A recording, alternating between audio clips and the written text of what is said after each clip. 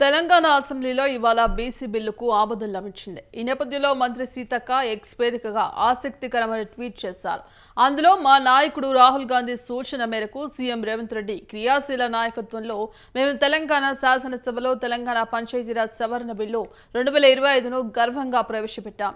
ఈ బిల్లు గ్రామీణ స్థానిక సంస్థల ఎన్నికల్లో బీసీలకు 42% రిజర్వేషన్లు నిర్ధారిస్తోంది. గతంలో బీసీలు కేవలం 23% రిజర్వేషన్లు మాత్రమే బీసీలు పొందినట్లు చెప్పారు.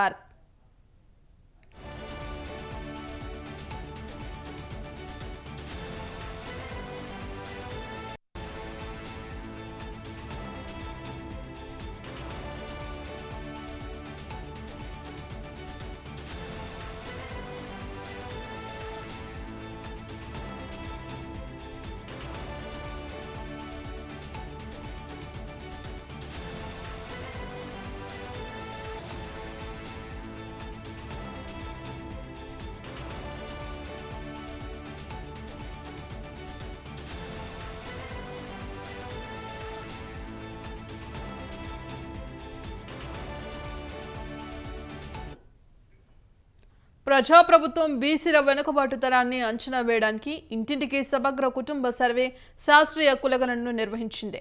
అంకితమైన కమిషన్ సిఫార్సుల ఆధారంగా బీసీలకు 42% రిజర్వేషన్లు అందించడానికి మేము తెలంగాణ పంచాయతీరాజ్ చట్టం 2018లోని సెక్షన్ 285A సవరించామన్నారు. ఈ బిల్లు కేవలం రిజర్వేషన్ల గురించి మాత్రమే కాదు, ఇది బీసీలకు సాధికారత కల్పించడం, వారి గొంతుకను వినిపించడం, స్థానిక పాలనలో వారి సరైన ప్రాతినిధ్యాన్ని నిర్ధారించడం వైపు ఒక విప్లవాత్మక అడుగని చెప్పారు. ఈ బిల్లుకు అసెంబ్లీ ఆమోదం తెలపడం బీసీ వర్గాలకు ఇది చారిత్రాత్మక విజయమని మంత్రి సీతక్క ఎక్స్లో రాసుకొచ్చారు.